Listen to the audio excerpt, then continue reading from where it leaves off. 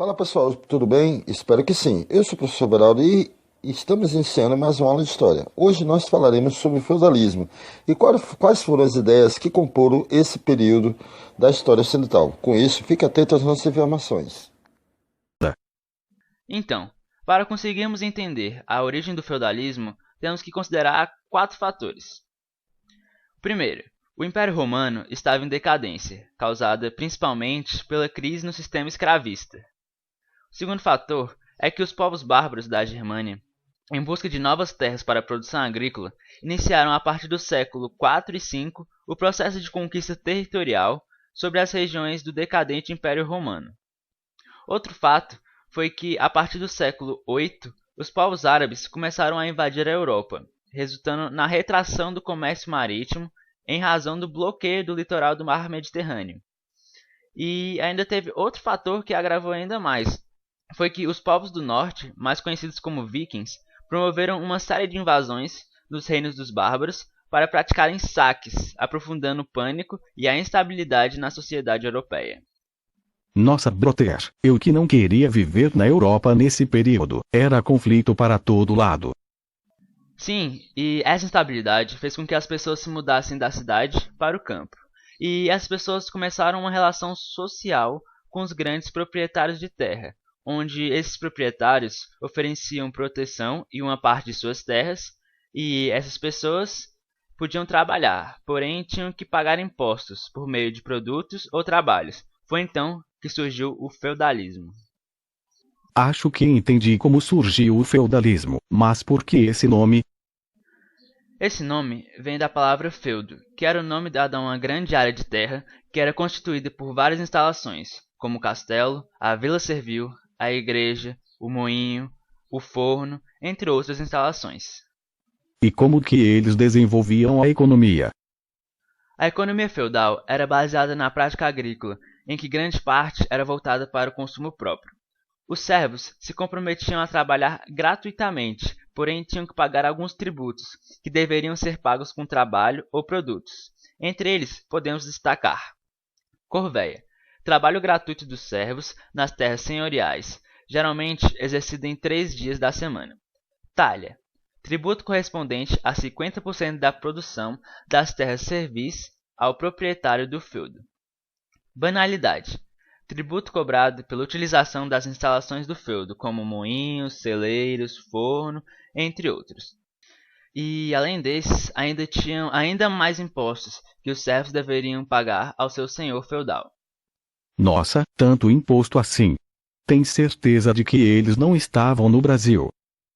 Sim, eles estavam na Europa, né? E mesmo com o fim do trabalho escravo, muitos servos viviam ainda com muito pouco. Mas se esses servos se esforçassem, poderiam ter melhores condições de vida, não é mesmo? Infelizmente não. A sociedade feudal foi caracterizada por ser uma sociedade estamental, ou seja, não ocorria mobilidade entre as classes. Logo, a posição social de um indivíduo se definia por sua origem de nascimento, ou seja, um filho de um servo seria servo para o resto da vida.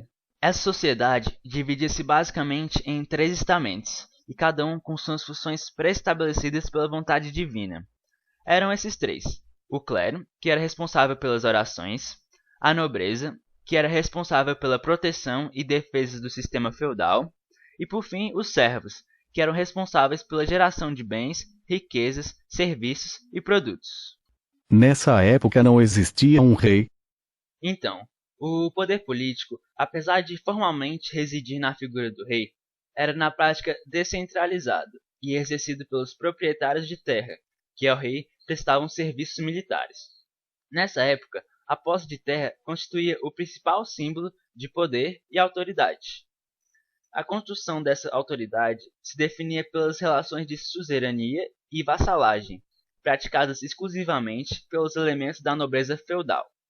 A transferência de terras formalizava os laços de dependência entre os doadores, conhecidos como suzeranos, e os receptores, chamados de vassalos, que em troca da doação do feudo se comprometiam a prestar serviços militares para o seu suzerano. Vejo que os nobres possuíam bastante poder nessa época, mas será que tinha outra instituição que influenciava a vida da sociedade? Sim, A igreja era a principal instituição política do sistema feudal, que dominava a cultura letrada e controlava um expressivo patrimônio. Consigo perceber que a igreja realmente tinha um papel importante nessa época, mas voltando a falar de economia, houve uma época de expansão do feudalismo, não é verdade? Sim, com o fim das invasões ao continente, a Europa testemunhou um período de estabilidade, o que gerou uma situação positiva em relação aos seus setores produtivos, que acabou gerando até um excedente agrícola. Nesse mesmo momento, o comércio marítimo foi liberado e se intensificou, o que motivou o renascimento das práticas mercantis, ou seja, comerciais, tanto dentro do feudo como fora dele. E isso também estimulou o renascimento da vida urbana no continente europeu. Compreendo melhor agora, mano, mas fiquei sabendo que houve também uma crise no feudalismo.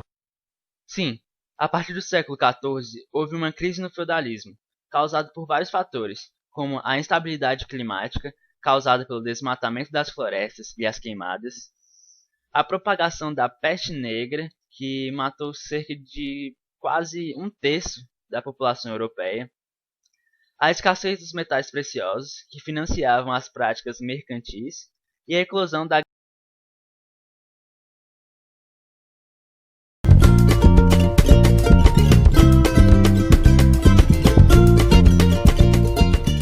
Com esse mapa da América, podemos reconhecer a localização de cada civilização, começando com o Império Inca, que estava localizado na região dos Andes, que atualmente abriga o Equador, Peru, Chile e Bolívia. Estima-se que o povo Inca surgiu no ano 3000 a.C. A sociedade Inca estava organizada assim: os Yanaconas, os escravos protetores, na base, os nobres no meio e os sacerdotes na ponta. A organização social e política dos Incas estavam organizados em 4 reinos, que possuíam um governante. Entretanto, o poder soberano era mesmo do imperador, que comandava o império a partir da cidade capital, Cusco. Era em Cusco que estava localizado o maior templo do império, em homenagem ao Deus Sol. Os Incas são conhecidos pelas construções de estradas, pontes entre as montanhas dos Andes e fortalezas que causam maravilhamento até hoje. Também desenvolveram importantes teorias na área de matemática e da astronomia. Além disso, por conta de sua localização geográfica cheia de relevos, como na cidade de Machu Picchu, construíram incríveis adaptações como diques e sistemas de canalização de água para irrigação e uso comum, assim como lá o pessoal da Mesopotâmia fazia. Os Incas eram politeístas, acreditavam em vários deuses, muitos deles relacionados aos elementos da natureza, como o sol, a lua e o trovão. Era comum o sacrifício de humanos e animais em rituais religiosos. Era uma sociedade estamental marcada pela imobilidade entre os estratos sociais. Os Incas tinham como costume a utilização da chamada mita, o imposto que o povo precisava pagar em forma de trabalho ao Estado. Quando os espanhóis chegaram na América, acabaram por incorporar a mita no processo de colonização. Existia escravidão entre o povo Inca, entretanto era bem diferente daquela utilizada pelos colonizadores. Entre os Incas, a escravidão acontecia como forma de punição para aqueles que não seguiam alguma regra imposta pelo Estado ou se rebelavam contra algo. A economia Inca era baseada na agricultura. Além disso, ficaram conhecidos por terem o costume de criarem lhamas e porquinhos da Índia. Assim como os maias e os astecas, os Incas eram uma civilização complexa e repleta de conhecimentos importantes. Eles desenvolveram, por exemplo, um sistema de fertilização do solo a partir de excrementos que ajudou muito no desenvolvimento da agricultura. Os astecas viviam em uma região próxima do que é hoje a cidade do México. O império tinha Tenochtitlán como capital. Mesmo organizados em uma estrutura hierárquica clara, com escravos e servos na base, famílias da Casa Grande no meio e sacerdotes no topo, a sociedade asteca permitia a mobilidade social. Ou seja, um indivíduo de uma classe baixa poderia trabalhar até alcançar estratos mais elevados na pirâmide social. Os astecas são considerados o império mais poderoso e desenvolvido entre os povos ameríndios. O poder centralizado no imperador, apesar da existência de cidades-estado, com reis, é exemplo do alto nível de organização. O poder no Império Azteca estava concentrado nas mãos do imperador que governava a partir da capital. Os aztecas tinham sua economia baseada na agricultura com forte investimento na plantação de milho, algodão, feijão e pimenta. Foram os aztecas que inventaram o chocolate, que ao invés de um alimento doce, é uma bebida amarga oferecida aos deuses. Eles tinham uma agricultura chamada chinampas, que são um sistema criado em cima de águas e lagos, como jardins flutuantes. Os aztecas tinham profundo conhecimento em metalurgia, produzindo ornamentos de ouro e prata também com facilidade.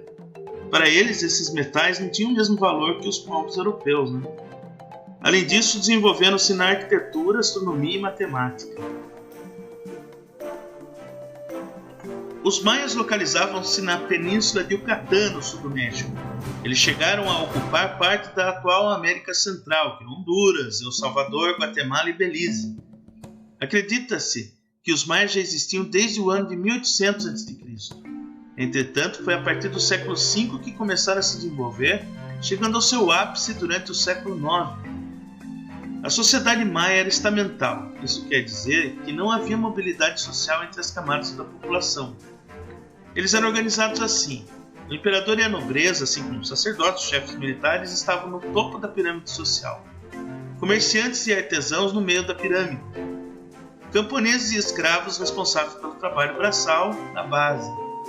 A maior parte da população maia vivia no meio rural, e as cidades funcionavam como centros urbanos importantes ligados à política e religião.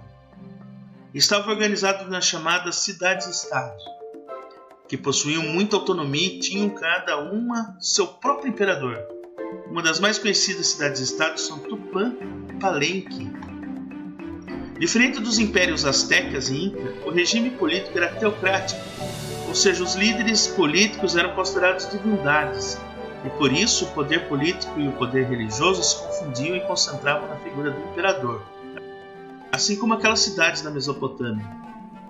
A principal atividade econômica maia era a agricultura, principalmente o cultivo de milho. Até hoje, o milho é um importante alimento para a base de alimentação no México.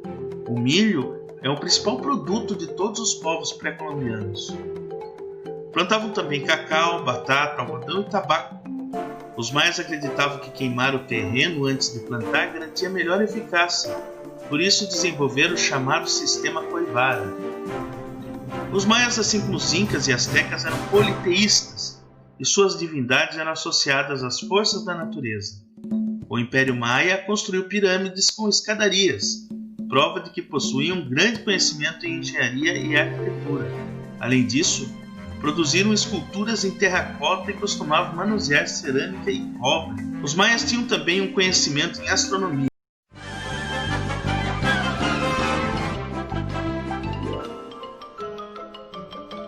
Isso é tudo bem, pessoal.